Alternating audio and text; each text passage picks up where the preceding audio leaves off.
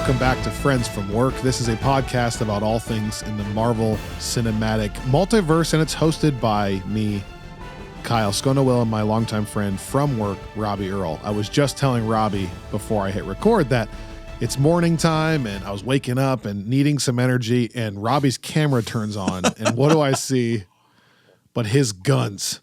Yes, that's right. Robbie is in a tank top today, and he reached for a shirt, and I said, "Don't you dare put that shirt on." That's the energy boost I needed. I needed that energy boost this morning. We'll wait till the commercial break. Okay. It's fair. It's whatever we can do here. Thank you. DC's got James Gunn, so I'm like trying to do what I can on the Marvel side. We got Robbie's guns here. Man, dad joke. How are you? Are you recovering from a crazy work week last week? Yes. Yeah. It's, again, like I said, on one of our, maybe it was on our FFW Plus conversation, but it is timely in that the show that we are watching lines up with my life outside of that, where It's just a lot of lawyer stuff. But good. It's good lawyer stuff. You just came out of a fun, was it a weekend? Yeah. Yeah.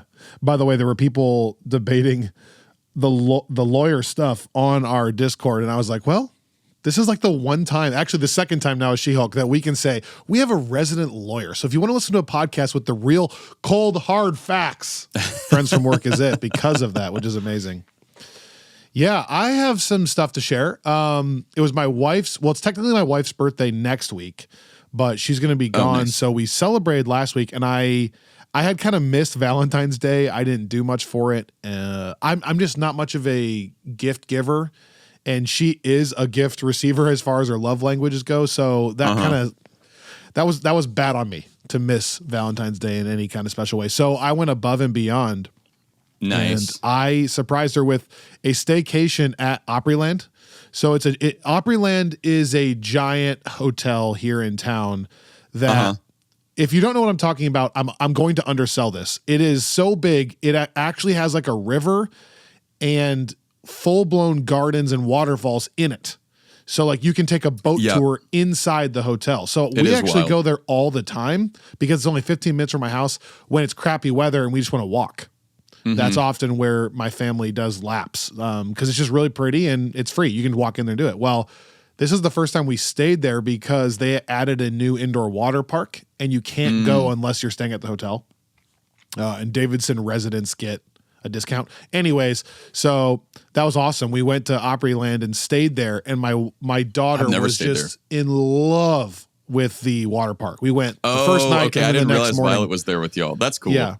She cried when we were leaving. I don't get why we can't just stay. And I'm like, well, it's a hotel. We don't stay here. And she just wouldn't get out of her bed. We're not leaving. I wanted to stay here. But we had like one of those porch views of the lights at night. Yeah. It was actually, this is going to sound crazy because it was a staycation. It was probably our favorite, like as a family trip ever. Yeah. I know it sounds weird, but we just had a blast. I got her a massage at the spa there. We went to dinner right next door. So it was just like, it was really, really fun. No, that's, I remember going to see the Christmas lights and decorate. I think you and I and like probably the four of us went at some point. Because I remember we used to go there when we were touring. It was that's fun. And this is going to be really cheesy, but I just got back from that on Monday and I posted on our Discord, how's everyone doing? And I just shared that story on Discord and said like, and I'm working in my studio. And how's everyone doing? And it was really fun for me to read all the responses. And this sounds really cheesy. Okay, cheesy alert. Sometimes I forget sometimes that we're talking to actual people out there. Like, yes, you and I are doing the podcast, but there are people out there with lives that are listening. And so it's interesting to see people saying like, work has sucked, or like I got laid off, or this and this and this, but the podcast has been a fun pick me up, or like this community helps. And I just was kind of reminded like, one, I hope everybody's life improves from where you are currently at. But two, it's kind of a fun community that you can actually share that stuff here and have people talk about it. And I think in a safe way. So hope everyone's doing well. That's all. I was thinking about that in a separate context last night. I forget what brought it up, but I was just thinking how how nice it is. Like, we talk a lot about our listeners being generally like kind and courteous people, but it's also nice. Like, I think that this space can be like podcast world in general can be pretty intense and polarizing and toxic. And then I think it's like every week I see a new thing in the comic book community where it's like people get just more and more entrenched and like angry and looking for things to hate and for people to kind of like creators to be mad at. And I really am so grateful that is just not a thing that we deal with at Friends from Work. And I feel like that's something that, I mean, we've strived to create that, but I think it's very much just the folks that have adopted the podcast and like jumped into the community. So it is like, it sounds cheesy, but I think it's a real thing. It's also important to remember that you and I struggle with stuff too. Like, obviously social media is not real world and Discord's not real world. So like when I post that thing about Opryland, that's a once a year night that's not my normal life. Like, we're not often posting about you staying up till 1 a.m. with work and Candace being pissed about it, or Annika and I fighting about something about who's going to pick up Violet, or, like, that's not the stuff that usually goes in social media. And so what you see from these people, including us, is not totally real life. And so, we try to be better about that on the podcast too, and like be real when you need to be. But just a reminder, it doesn't mean my life is always going like that. When I post that I went to that vacation, or a golf trip or whatever. I should create a feed that is just the number of billable hours that I have every day. Just that every day. Yeah. Give people a sense of what I'm doing to be a productive member of society. Apart from this. Yeah. Right. One more personal thing here quickly. So when I asked that question about how everyone's doing, a few people talked about like exercising and the physical side of things. And I've been debating talking about this, and I felt like that was the way in. So I'm just gonna bring this up. Three Mondays ago, so probably 24-ish days ago, my parents were in town, if you remember, and my dad was painting this corner, and I was refabricating these panels. Well, refabricating these panels is a lot of work. It ends up being like an hour per panel. I'm not going to go into all the details. It just takes a long time. Well, I had been like bending over these panels, like on the ground for a weekend, basically with my dad. And I stood up, and my back was just killing me for the first time ever. So I get a sore back if I sit a lot, like I do at the studio. But usually I can fix it by going for like a jog or stretching. That makes it feel better. This was the first time where I think I had actually thrown it out because I could hardly jog. Like, jogging made it worse. I needed to lay down. And I'm laying there that night, and I can hardly wipe my butt because I can't turn I can't turn this way. My parents are in town. I'm laying on my floor, a mess. My back kills. I'm the heaviest I've ever been. And it just so happens that I have a doctor's appointment the next day for my wrist because I fell on my hand. I thought I broke my hand. I didn't, but my hand was still hurting. So I had a doctor's appointment already set up for an x-ray. And now I have this back issue. I got a toe issue, and I'm heavy, and I'm laying there, and I realized I hit rock bottom physically for me in my life 3 Mondays ago. I'm like, this cannot go on like this. Like, I can hardly move my back. Everything's hurting, and I cannot be this heavy. And so it just so happened, like I said, I had a doctor's appointment. I went in on Monday, and everything was good. My hand's not broken, blah, blah, blah. I haven't seen him in a while, but I was talking to him, and I said, what's crazy is I know how to lose weight. I know, like, mathematically. And, I played sports back in the day, so like I know how to kind of control it. But for the first time in my life, now in my mid-30s, it's not easy for me to just like I told him, like, I can be extreme. I can watch my eating and exercise like crazy, and still nothing changes. And he was like, well, for the first time ever, you have a desk job now. Like, I sit right here for 9 hours a day, every day. I don't do any traveling anymore or moving anywhere. And so he told me, you're going to have to be really, really, really extreme about the time you're not sitting when you're at home or whatever. So he's like, if you could even just get it to 8,000 to 10,000 steps a day, I bet you would be fine.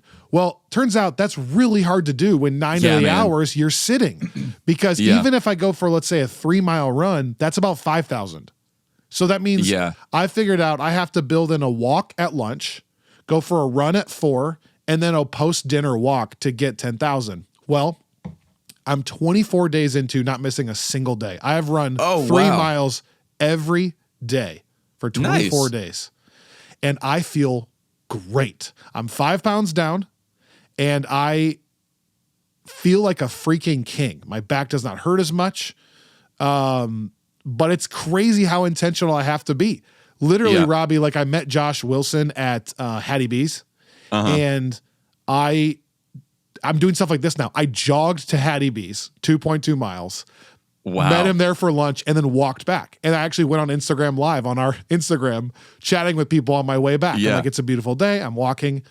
But it takes that kind of effort for me because most of the time I'm just sitting right here. You're witnessing what I do. Yeah. And my body is revolting against that. So I want to say that to say I need public accountability. I'm kind of an addict with this stuff. And like, I will miss it because I love food too much and I love hanging out with people too much.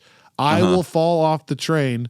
And I figured, why not bring it public? So people in our podcast community can help keep me accountable. But also I saw people talking about this. Joanna was encouraged. She's getting up at 4:30 in the morning and working out. And then it started this whole thing of people doing that. And so I thought, hey, let's make an actual public community in trying to make this a better effort. I'm 24 days in and I feel great. I need to make this a lifestyle thing though. I don't want this to be 24 days. I want this to be 124 days and then we'll go from there. So anyways, wow. What a start to today's episode. We got to talk about Daredevil and the Punisher, but there's 10 minutes of just some other stuff. I didn't even know that I was like coming in on theme here. With the tank. That's why I said I loved the energy. Okay. So do you want to share anything before we start? There you go. Sorry. Well, I'm just because this is kind of a unique episode always in the transition period. Like, this is the first episode that we have watched live. Now, I realized after we recorded our last episode that I went and watched episode 4 after we recorded our episode on episode 3 of Daredevil. Right. So I was one ahead of you, but still it was like I had watched it when we first got the screeners, which was a couple weeks ago. And so I just wanted to say how much fun I had rewatching it, because it's one of those weird things where the conversation, like you and I record our episodes before the show's released, and then the show is now coming out weekly and you see the commentary from different folks. And there's always that moment of like, I'm trying to remember how I reacted in the moment, before some of these conversations were going. And just watching episode 4 last night was just very affirming for me that I still think that this show is a lot of fun and really great. So that's kind of like the energy that I'm coming in with, I suppose. Yeah, I love that you said that. What was interesting for me last night watching? It's now in that category. There's something about these shows where if they reach a certain threshold, I just no longer watch for that reason or care to watch for that reason. Like, meaning it's now so good that I'm not watching it going, oh, this is so good. Look at this. Oh, don't do that. The writing's off. I'm now just at ease and I'm watching it as a fan. Yeah. Does that make sense? Like, if it doesn't meet that bar, then often I'm watching going like, that didn't look very good. And now I'm just like, okay, you met the bar and I'm in now. Yeah. No, so unless something crazy happens, I'm not really even gonna come on. My notes are not any longer like, that looked so cool. They're all just plot points now. Yeah.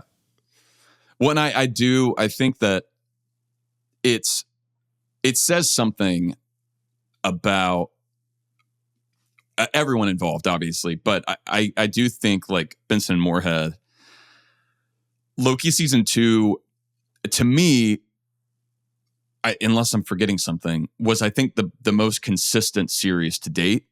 Like, in terms of even if every episode wasn't your favorite, I don't feel like there were really any that seemed like out of place. Yeah. No. Yeah.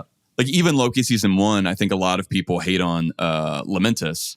Oh, yeah. And, so there are downs and even like WandaVision, people talk about the finale. But I think that like, which I'm not weighing in on. I know, not me, but yeah, I just saw the look on your face, like, Kyle, I'm going to say this, but don't go for it. I just think that like, in terms of general opinion, it seems like Loki season 1, most people thought was pretty consistently great. And I know we've kind of had this conversation about Daredevil Born Again, where there was an initial showrunner and that got swapped out, and you kind of had initial directors overseeing it that got swapped out. And so again, I'm not minimizing what the prior team created or what the rest of the team around Moorhead and Benson created. But I do wonder, like, in the same way with like Severance, like Ben Stiller doesn't direct every episode, but I have to imagine that an episode doesn't air without Ben Stiller giving it like a thumbs up. Yeah, the funny thing is there's no way Ben Stiller is not in every room of every shot still. Even if he's not the one calling the shots, he's there. He's not just like at home. There's no way. Yeah. Like I think that there's got to be like, because, you know, if you're him, your name's so attached to this. Correct. You're not going to want an episode to come out and like if the episode's bad, people aren't going to not hold it against Ben Stiller because his name isn't actually like credited as the director. No. It's still going to be attached to him. And I wonder if Moorhead and Benson kind of have that level of like, yes, they came in late. It's kind of an ongoing thing that's gone through transition. But even these episodes that they're not directing, it feels to me like they are exerting the kind of like quality control efforts here that I feel like, you know, like the Russos do kind of on the movie side, where it's like it seems like when they are attached to it or involved in it, there's a level, like the floor is pretty high. And I really like having a high floor on these shows. So do I, totally. As a quick side note, we're going to have so much time to talk about this, like literally a year, but the Electric State totally flopped. And you and I have to have a fun conversation about all their non-MCU projects. They're becoming like the most extreme version of their MCU projects have like 90% plus, all of them. And they're like the savior of the MCU. But whenever they've tried a different film, I mean, Electric State is 15%. I'm not saying I haven't seen it yet. I'm not saying it's bad. I haven't seen it, but like that's a low score. That's really low. Anyways, that's a total side note. It is. Go ahead. It's funny because Tom Holland has kind of had the same experience. Yeah. Where it's Cherry like he was is one of them. He's just, although, you know, he's going to be on a Nolan film, and that'll be interesting. But I will say to wrap that up, on the Russos, I've been thinking about. We'll have time to get into that, you know? Yeah. I think like I'm realizing the Russos are just sort of tailor-made to work within the MCU. Like I think they work really well when there's a built-out universe. They don't have the kind of like auteur like vision that, you know, it's like Matt Reeves would not work well within the MCU because Matt Reeves is a director that very much has his own vision. Like Nolan is the same. Like they're like, this is the thing that I want to make. I care a lot about getting everything exactly right. And they're not going to want to have Kevin Feige over their shoulder saying, okay, but you need to like set this thing up down the line, even if that is what would be best for the MCU of it all. And I think that the Russos, like, they never view that as an imposition. They really enjoy it.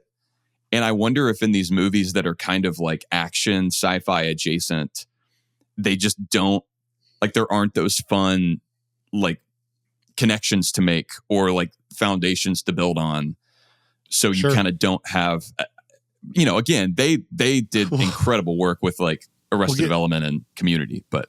Right. We'll get into it because I think there's a fascinating discussion there. Yeah. Back to Daredevil. I was struck by watching these episodes, quality aside, one way or the other. It is really interesting to see this pieced together show. I shouldn't say that because that makes it sound like I don't like it. But like it is now becoming more and more obvious with this episode that this, outside of the first sequence of Foggy being killed in the first episode, is kind of what the show was going to be. This, because I was again struck by this whole episode until maybe 30 seconds or less was not action. It's Fisk and Vanessa going through counseling. It's Matt trying to figure stuff out in the courtroom. And I love it. So it's not a quality thing. But it's interesting because I think, like, I do wonder if like the Punisher thing was added in later once they had the reboot to set up something that's going to happen. I think what's happening is it's going to be kind of courtroom for like 5 or 6 episodes, and then he's going to have to become Daredevil for the last 3, and that's a little bit probably what this new showrunner came in and did. That's my understanding, is they came in and they reshot and added the beginning of the whole show, which is Foggy dying in that action sequence. And then this is kind of what they had, and then it's ramping up towards new episodes that were kind of started from scratch. Yeah. Or not started from scratch, they hadn't got there yet. That being said, I'm tired of talking about that, so I'm already exhausted that I just brought that up myself. But it is interesting watching this episode how much of it was courtroom stuff. Well, and I think that... Not courtroom, but lawyer stuff. Yeah, well, and that's also a good place to start, though, on the Punisher front, because that's, kind of the headline of the episode is the return of Jon Bernthal there. And did you see the Entertainment Weekly article that went around? I saw the clips that you're about to bring up, I think. I didn't read the whole thing. Yeah, I mean, I think it kind of fits with that discussion of how much changed and didn't. But it's also just really encouraging. Like, Bernthal basically talks about how he was initially approached to reprise the role as Frank Castle and turned it down because he wasn't really happy with the direction. I don't know if it's that he disagreed with the direction of the character. I think I just get the sense he wasn't really excited by it. And after the overhaul, then, I think he was brought in more to the discussion about where the character goes. It seems like that's kind of what's happening with the show in general. Like, Vincent D'Onofrio has talked about that. Charlie Cox has talked about that.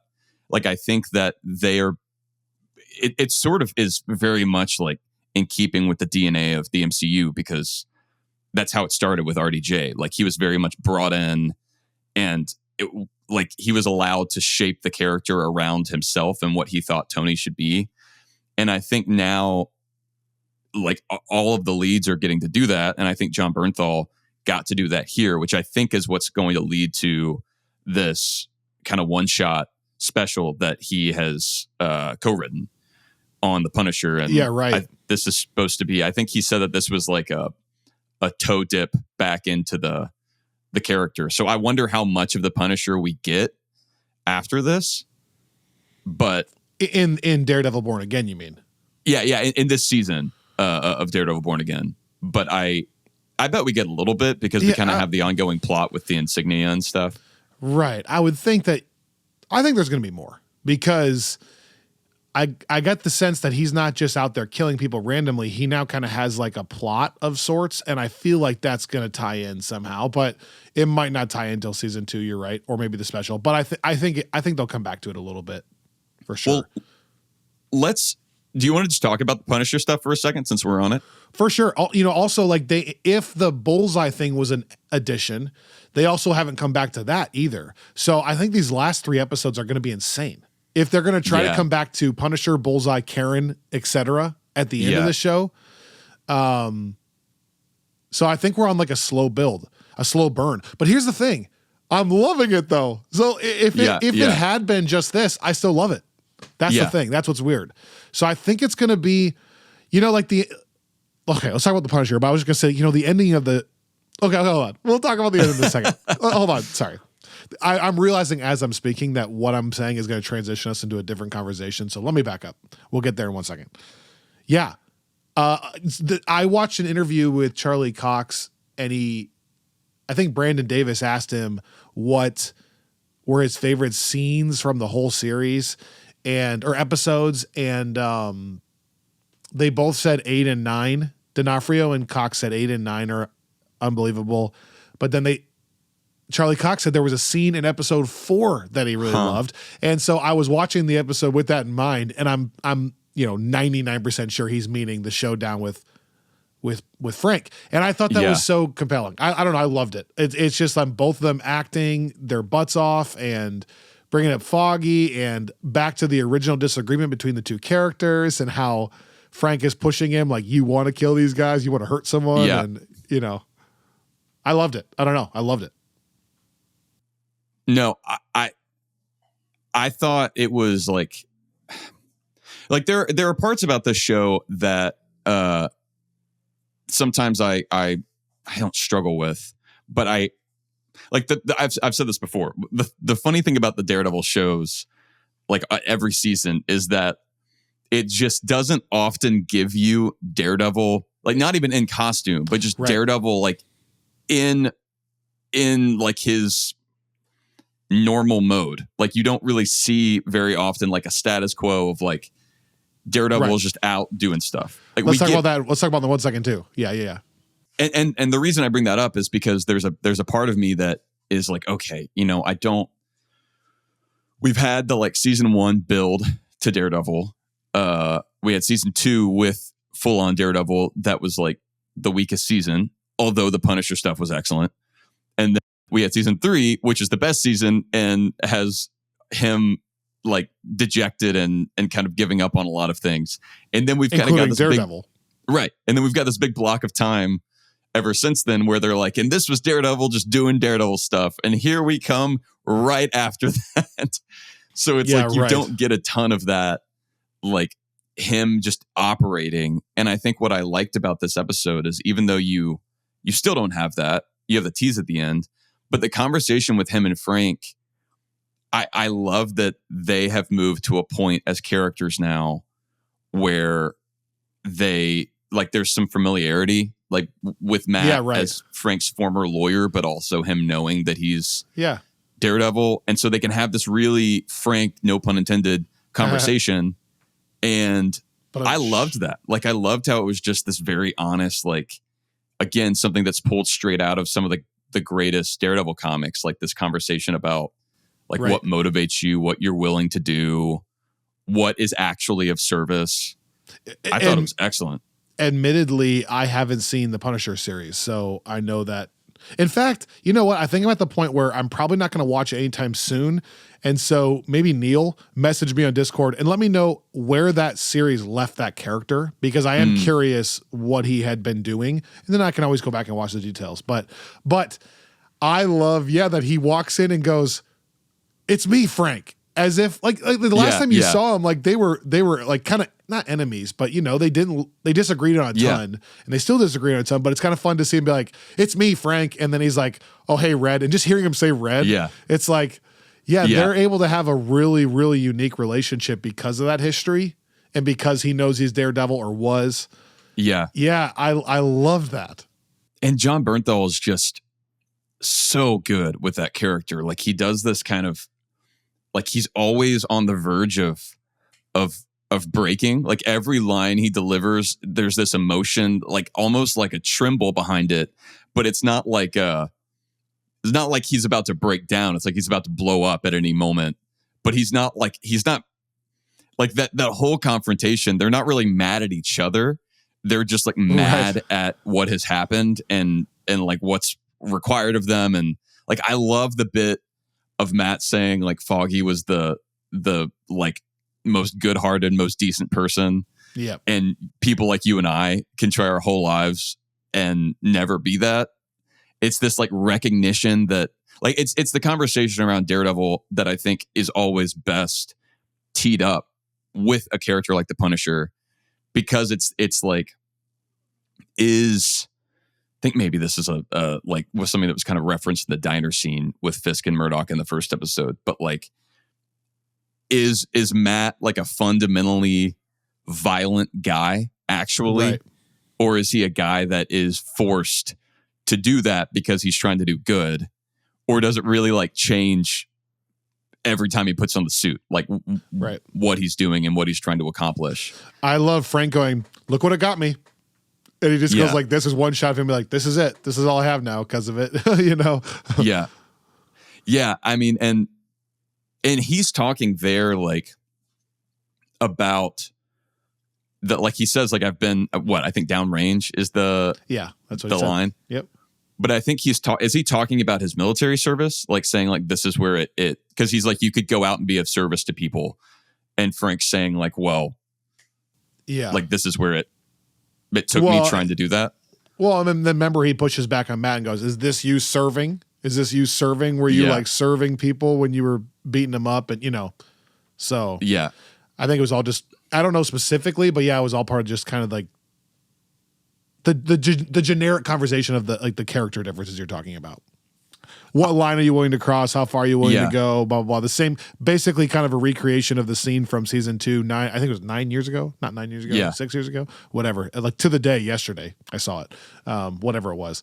So yeah. Probably 9 years ago. Yeah, Was I it think 9? that was like 2017. 9 years ago, maybe to the day. Yeah. It's just, it's 2016, he's another one of those characters that centers Matt, like you said, in a good way. And like, it feels like we're now back in Daredevil land when he's around because of that stuff, I think. And Matt having to like face his trauma still with Foggy. And then like, that's why I wanted to fast forward to the ending, because it was just, we've spent so much time with Matt not being Daredevil that him even opening the closet and seeing all the helmets was like, I don't know, for you like as a costume guy, I was like, come on, dude. Like him even like flirting with the idea again. And I do think it's an interesting place to take the entire show, because we talked about how in season 3, I felt like there weren't that many more places to go.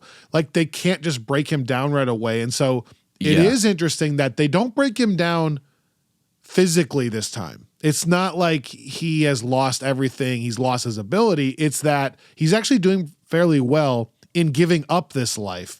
And now it's like a slow burn back to him going back into it and like physically training versus kind of just he can jump back in. We're seeing he's having to practice. That's a little bit of a different approach. Him kind of rebuilding that way. Yeah, I mean, it's last thing.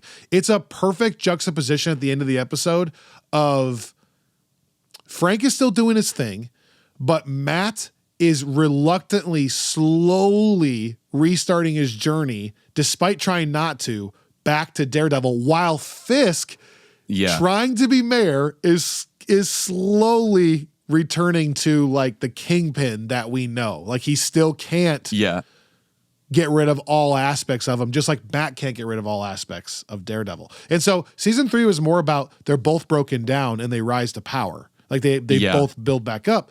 This is kind of like they're both doing pretty well in their other things, but having a really hard time getting rid of this one side of them.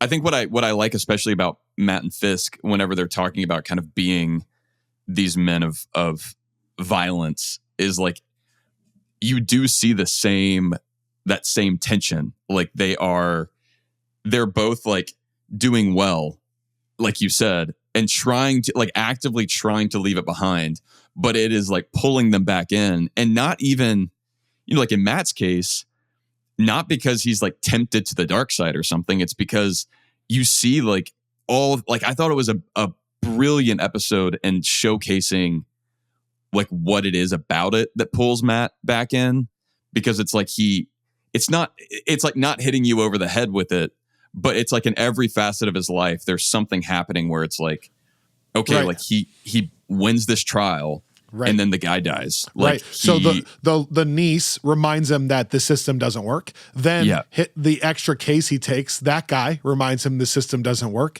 And then Frank reminds him the system doesn't work. And so he's trying to do the system thing a la Foggy. And it's like, and it's not working. It's like he realizes some of the stuff could be taken care of if I just put a mask on and beat some people up.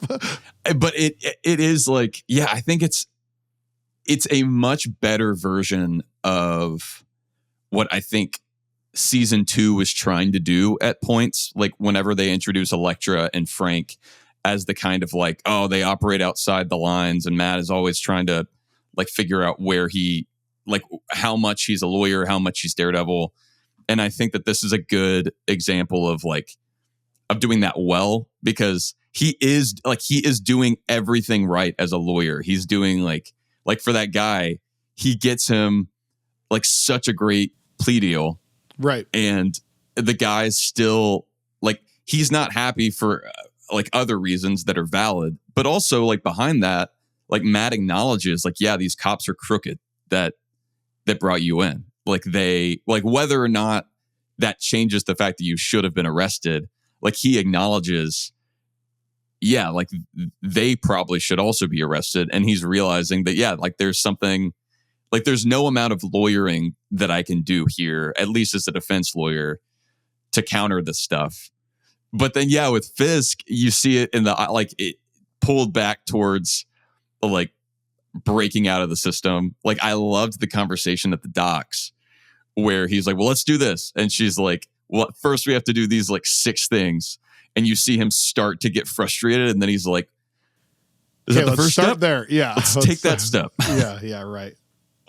But then the scene whenever he finds out that there's the leak and you see him like that's the most you've seen him kind of get like terrifying. Classic Kingpin. Yeah. Okay. We'll be right back.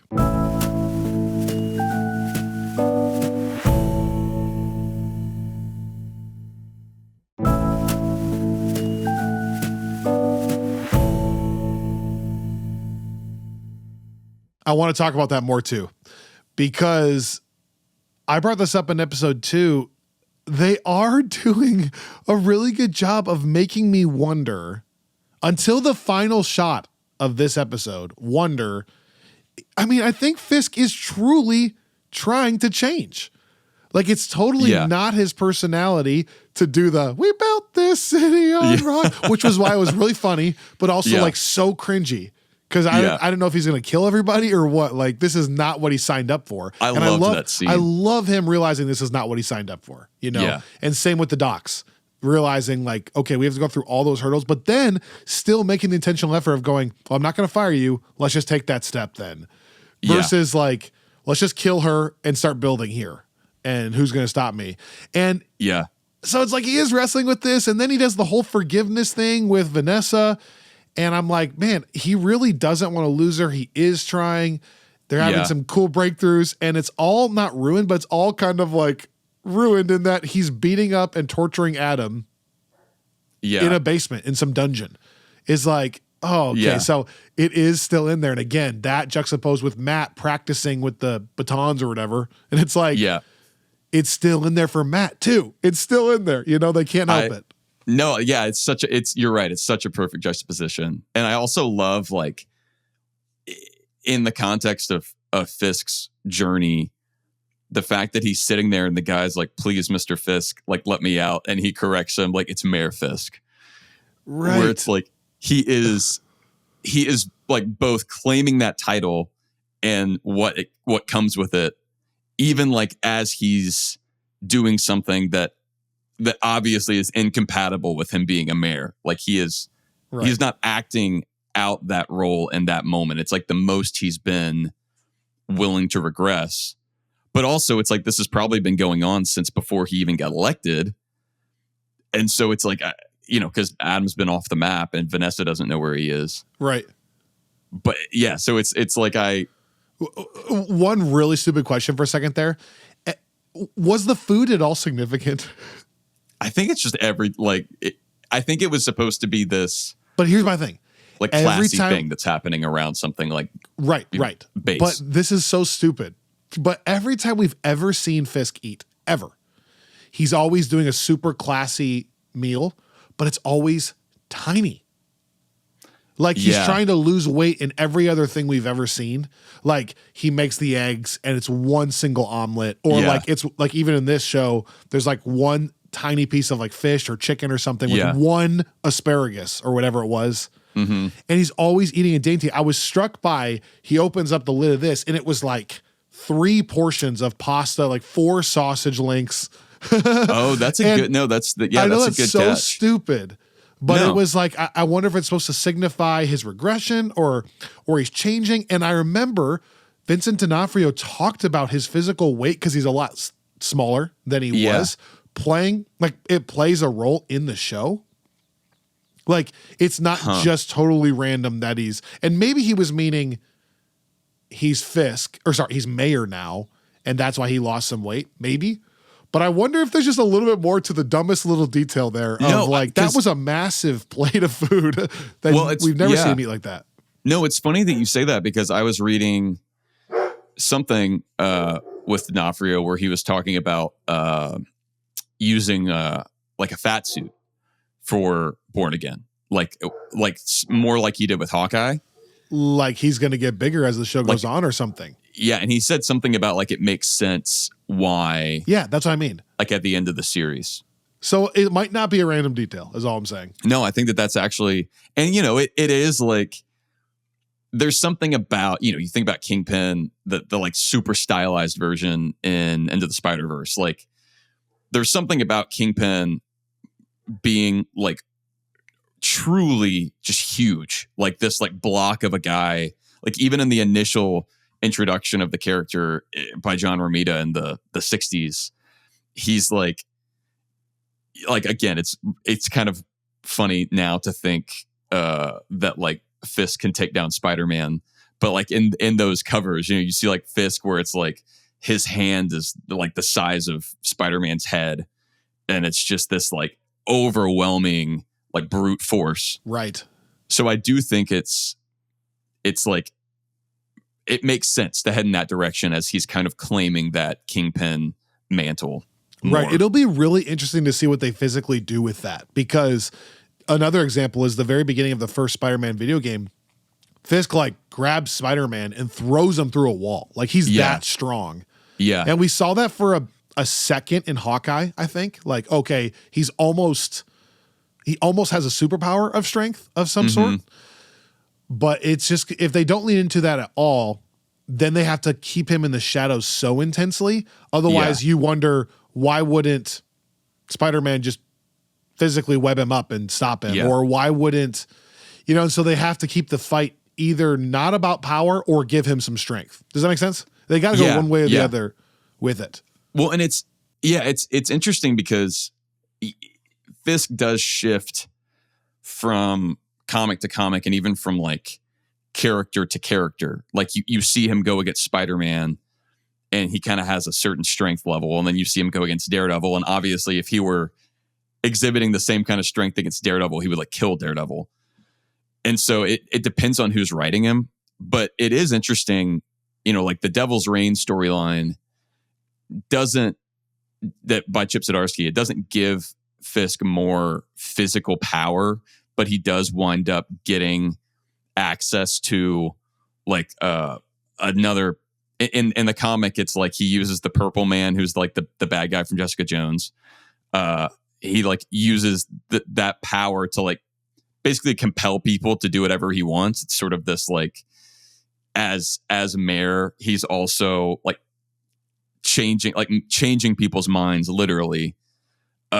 But then there's also like in the Ultimate Spider-Man series that's going on right now that doesn't feature Daredevil, to kind of make him like a worthy adversary for Spider-Man. They've actually given him these like kind of like a like Nebula style like body upgrades. Like, you don't see them, but he tells you that he's like undergone these procedures that give him kind of like superhuman strength.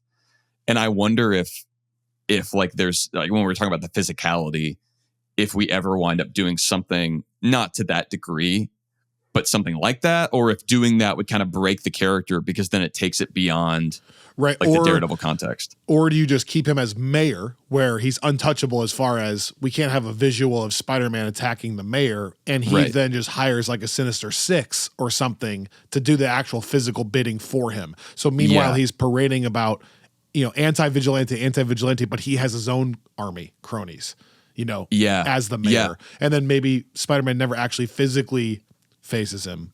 Well, and I mean, that's another big part of that Devil's Reign storyline. He like deputizes. Right. Well, that was kind of villains. season 3 a little bit. Well, but like he makes them like actual like agents like government of the city. officials. Like, so it's like, because he like gives them a badge and like sanctioned by the city of New York, so they can go out and you see like Kraven the Hunter is one, like Rhino is one, which is like what they're heading towards. It feels like he's going to be the end all be all as far as which vigilantes are okay. Yeah, which is why I think it can. I mean, like the Devil's Reign event, like heavily features like Thunderbolts, and like that's what he calls his villains that work for him. Right. So it's like, if they don't sync up with the movie just a little bit, it's going to be such a missed opportunity. We don't need that much, but it's like the fact that this is coming out like almost overlapping. I hope it would be a really nice handoff if it works out that way. No doubt. Okay, I'm basically finished. I'm going to rapid fire just a few notes there. You see that? That's all I have. Okay. Yep. So going all the way back now, is this niece that he meets at the very beginning, I think her name was Angela, the new White Tiger setup again, because we're starting this whole wave of like a Young Avengers type thing that they're setting up. And I don't know what the White Tiger from like that lore, her name is supposed to be. Is it Angela, first of all? I forget.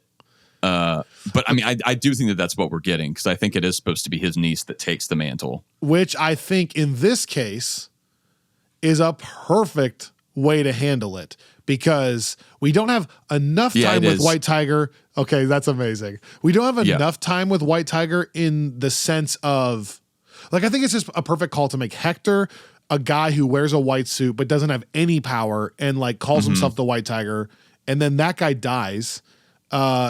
And then it's his niece who's inspired by that movement, but then he has power when he has the amulet thing on. Well, sure, but then when she gets the amulet, we then see like a different version of White Tiger, where like she talks to animals and stuff like that, which is what that character does that we didn't see Hector do at all. So that'd be really fun. Thought that was interesting, dude. No, craziness in this episode that they included this line. Could it have been a scroll? I was going to reference that. The first time to all the haters out there, to all the Secret Invasion haters who said they'll never bring anything up again or like never reference scrolls, which are only tied to Secret Invasion and Captain Marvel, two of the most hated projects ever. Yeah. And really just a Secret Invasion, because no one knew about scrolls based on Captain Marvel. Like the public didn't. But I'm saying for us fans, it's only associated with two things. Kind of crazy that it's not a big deal, but a little line that someone came in and said, just throw that line in there real quick. And then Matt just goes, no. Yeah. Man, that whole scene was so great. Just a funny Easter egg. So love that. I do. But like, I love that too. Like, it's funny, but it also, again, it's another example of what I was talking about with Matt and Punisher, where it kind of now feels like a lived in universe. I know. Like we feel back home right now so much. It like we're feeling more and more like it's simultaneously building out or like extending the Netflix universe and the MCU. And I feel like it really is like they're merging more every episode. It doesn't take much to do that. One line like that. Yeah. One line gives a shout out to another Disney Plus show, but we never have to look into it beyond that. And I also love, I mean, it's the same thing we talked about with like the Fisk Spider-Man line in that early episode, where it's like, it takes so little to just be like, okay, this is all, I know. Like, this is all, in fact, the same universe, you know? It's so little for people like us to be like, yes, inside, you know? Pavlov's dogs, they just hold me in the palm of their hand if they want to. The thing that I was going to note on that point, kind of not Easter egg wise, but just I thought showing all the suits, I loved as kind of like a Luke Jacobson shout out, because like he has a variety now. Yeah. Like otherwise I would have asked like, where is he getting all these suits? But we have that answer. Yeah. Like, and that's really nice, and kind of feels like the more I watch the show, the more I do think, like there's a case to be made for watching like Daredevil season 1, 2, and 3, and then No Way Home and Hawkeye and She-Hulk, and then this. Like they really are like, and Echo, obviously, like there is an actual through line. It wasn't just like these are fun cameos that are just fan service. There are so many aspects of the Netflix Daredevil show that are nearly perfect. So this is not a commentary on that. However, we have talked about how sometimes the tone can almost become oppressive, that there aren't breaks in little things. And like, for example, in season 3, which is basically flawless, again, I think it's perfect, we see a Matt who's very, very, very jaded, very broken down, and there is almost no lightheartedness from him. There's no willingness to move on to any kind of life. He doesn't have any relationship.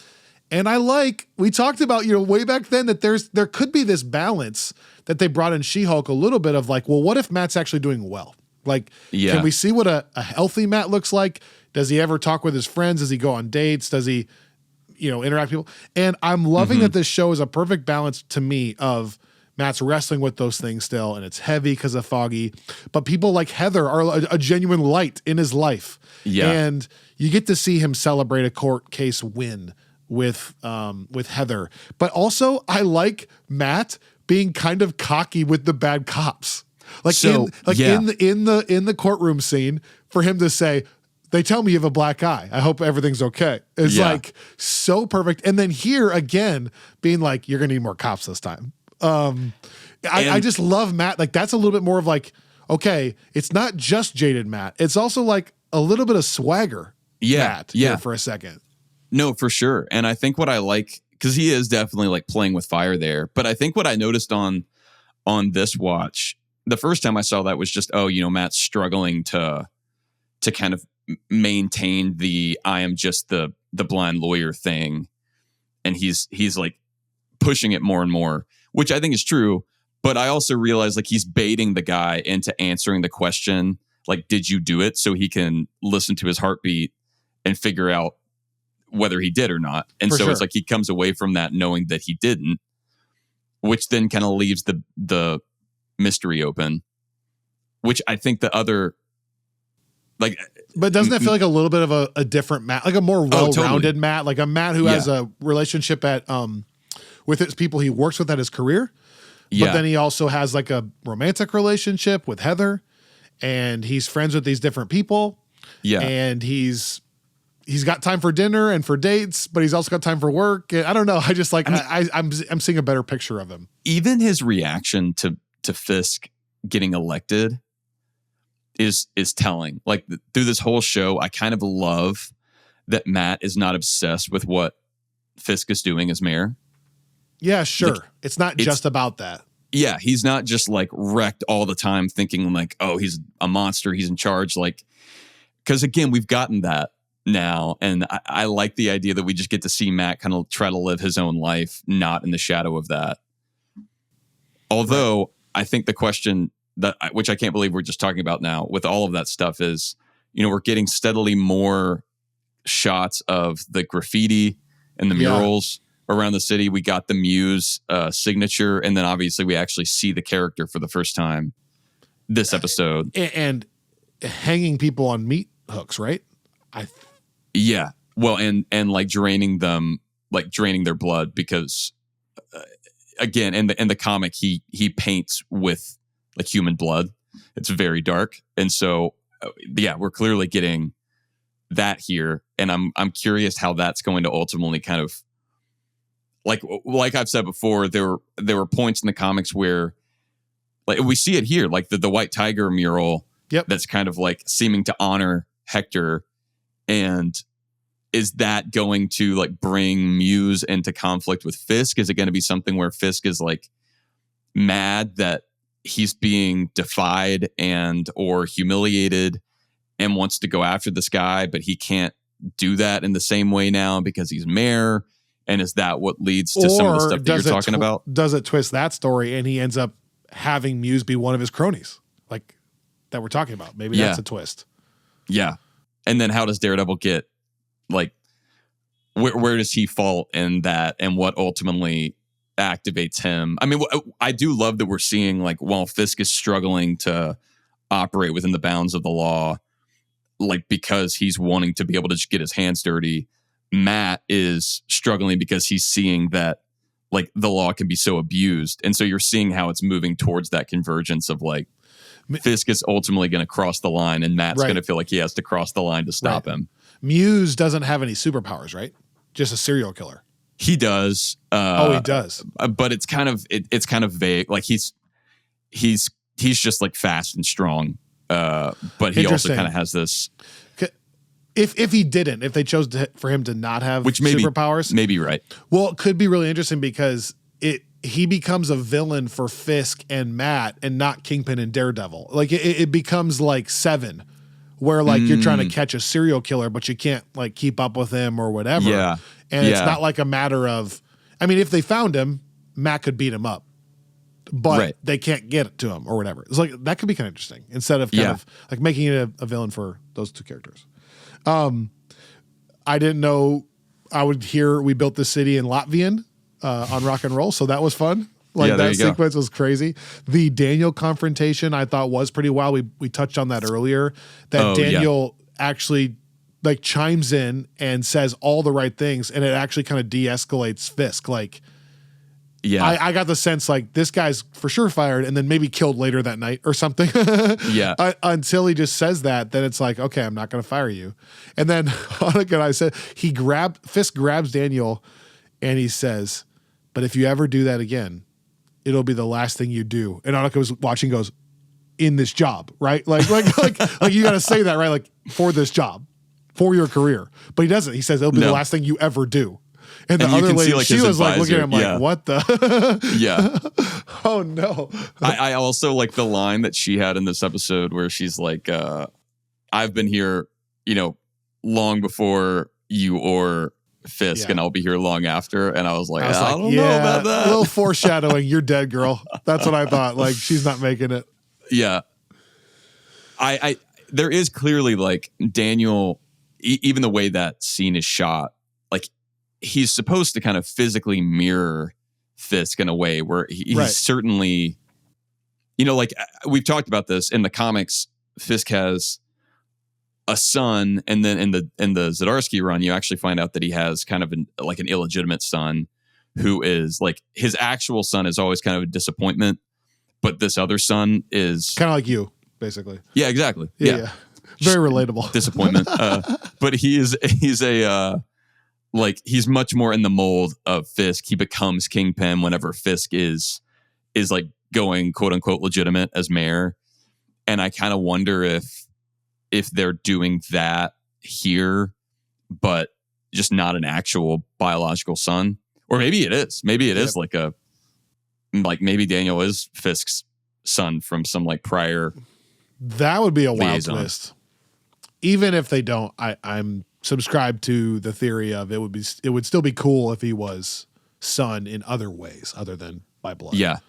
If he sees him like again, kind of like Vic. Shout out Vic. Like some kind of like mentee, basically. Yeah. Which I would kind of prefer. I'm glad that if either way, it feels more natural than if they were trying to like create something where like he and Vanessa have a son and like, I don't know. That feels like it would be a little too shoehorned in. Yeah. So I'm fine with this either being like a spiritual thing or an actual blood relative. Right. The last thing though, I was going to ask about on the Vanessa front, rewatching the last couple episodes, I do think that there's something going on with Vanessa. Like, I rewatched the first episode, and there are like that first scene when she's got like all the 5 families, and they're talking about Red Hook, and like Fisk comes in. There's one guy at the table that they like the camera lingers on, and he looks at Fisk and looks at Vanessa, and she talks about how like she's made the business like bulletproof. And I think that like more and more, I'm thinking she has something to, or at least something to do with what's going on with Bullseye. Like she's pulling some strings, and even like in the therapy sessions, like whenever she's asked, do you feel safe with Fisk, and that the confidence of like hurting me is not something that he's capable of doing. Like on the one hand, if that's all the line is, that's like fine on its own. But she's got this swagger in the series where it's like, I feel like there's going to be a moment when you see that she's had some game going on in the background that we have not seen like at least all of yet. What does Fisk ultimately want, you think? Real quick, elevator pitch. Like, what is his end goal? He says peace. Does he really want peace? Does he want more money? I think it's like a legacy. I mean, it's power, but it's like legacy. Like, I think that he's still got the axe to grind against his dad. Like, it's this like, who thought he would never amount to anything. His dad like ran for office and lost. So I think that there's this level of like, I mean, I think so much of Fisk's life has been motivated by his father's like lack of approval. For sure. And so I think this is like, Just I mean, like he talks yours. about it in that, like about like, yeah, exactly. like whenever he talks about LaGuardia and he talks about how like that was the only guy his dad respected. Like you can tell that is what's driving him. So I think that's part of it. I think that's also why the Echo thing like hurt him so badly, because he viewed Maya as a child and she rejected him. And I think that's part of what's motivating him to kind of take Daniel under his wing, despite the fact that Daniel has screwed up. And I think that that's what's motivating most of everything. Like he's just trying to prove himself. I'm kind of curious if we find out in episode 8, let's say, that Vanessa has been manipulating all of this stuff and she's got Bullseye and she's got Foggy still alive maybe or something. She has this ultimate plan and Fisk finds out. Would he be impressed by that at that point? Or would that draw them even more apart? Or would he get pissed at her because she's been doing all that, you know? And I don't know. That's, I'm kind of curious what his ultimate goal is. Like, let's say he is mayor, there's peace and everything's going well and he's got money funneling to him from all these things. And then she says, and by the way, I did this and this and this. I'm curious what that reaction would then be, you know? I think it would be complicated. And I think that they're laying the foundation for that. Like, I think he would admire it, but I also think he values loyalty so much that I think he would struggle with, like, Vanessa's the one person that, but also it's like, I don't know that there's anything Vanessa can do that would really drive Fisk away. Like, I think he's too obsessed with her and in love with her. And so I think that that's why it's like they're setting up a tension, which I should say, if we did record an episode kind of delving into some of this stuff on Friends from Work Plus. So if you want to hear more about that and you're listening here, we go sign up for a free trial. Go sign up for a free trial. Listen to the episode and then you can cancel if you don't like it. Yeah, we'll probably have more of those as we move through the season. And I've got nothing else for the episode other than to remind people that our official comic book partner is Organic Price Books. If you go to organicpricedbooks.com and use our promo code Friends from Work, all one word, you'll save even more money on very discounted books. And that's been great. That promo code's been popping off. So people are buying books, which is good, but now is as good as time as any. You got Daredevil stuff. You got all kinds of stuff you can bring. Oh, man. It's probably the best time in terms of quality comics. If you're wanting something that ties into MCU stuff. I mean, there are so many. Like the Hector stuff, like I've said, it pulls straight from the Bendis run. Those books are on Organic Price Books right now. The Zdarsky run, which is really the driving force behind the show, that's on Organic Price Books. You can get part 1 of his run and the Devil's Reign Omni. And then the Ed Brubaker Daredevil stuff is also on there. And that is where we're getting some of this kind of Vanessa pulling the strings, what's going on with Foggy, fan theory action. So I would also encourage people to check that out. Really, you can't go wrong with Daredevil comics for the most part. We love you guys. We hope that you have a thriving week. Go out and just crush. As Jim Harbaugh would say, attack this week with an enthusiasm unknown to mankind. We hope you're doing well. We'll see you next time right back here on Friends from Work.